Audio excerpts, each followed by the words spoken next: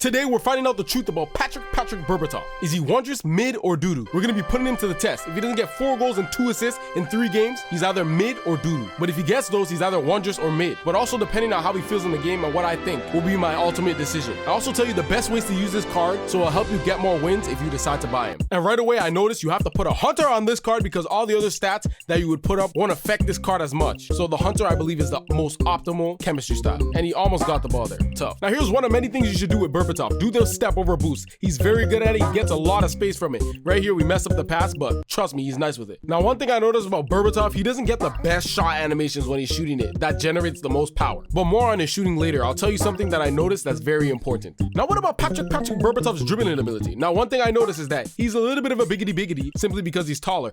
But my gameplay was also a little bit heavy today because of the time I was playing and my internet was a little bit iffy. But I still think this guy is a pretty good dribbler, especially for his height. But listen, there are times when I use this card and his dribbling ability is a little bit odd sometimes because he's still taller, so he will be shooting with the wrong foot sometimes when I was trying to do the Trivela. And there's one very important thing we have to discuss about this card, something that people dream about, think about all the time, and cherish and appreciate, and that's pace. We look at Patrick Berbatov's pace right here, and let me say this, he is not slow. Even without the rapid and quick step plus, he has the pace because of his body type. For some reason he boosts fast, and then we score an absolutely heavenly goal. Now I want you to take a look at this possession right here and tell me what you think. Now I think this is just EAFC 24 being garbage at its finest, but let's see what happens here.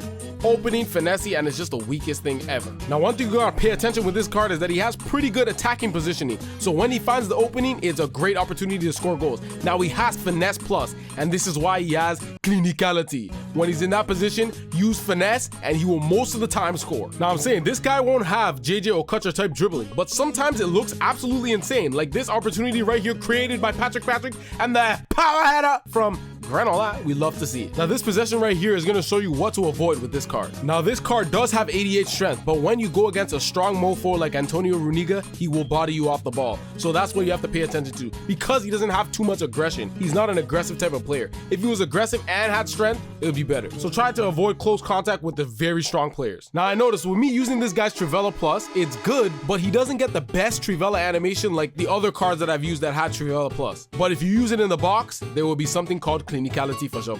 And so I decided to show a little bit of his dribbling ability, and right here I'll say that his dribbling is not that garbage. I've definitely dribbled with worse players for sure, but it's not insane dribbling. Now the shot that takes place here, I'm expecting to normally go in, especially with this playstyle, but for some reason it didn't go in. Now one piece of information I can give you about using this card is try to put yourself in position to either do the Trivela or the finesse like Messi. It will cause so much difficulty for your opponent's defense that it will also create space for other players to get open because he's such a threat with those 2 shot playstyles. Oh, Berbatov's on the break hit. He's gonna take the shot now. It's a goal. Now I want you to pay close attention to the next few possessions that I'm gonna show you examples of what I was talking about and how to use this card. So you know that I'm not lying. I'm not lying. Okay. So we get it into Berbatov, Trivela, boom shakalaka.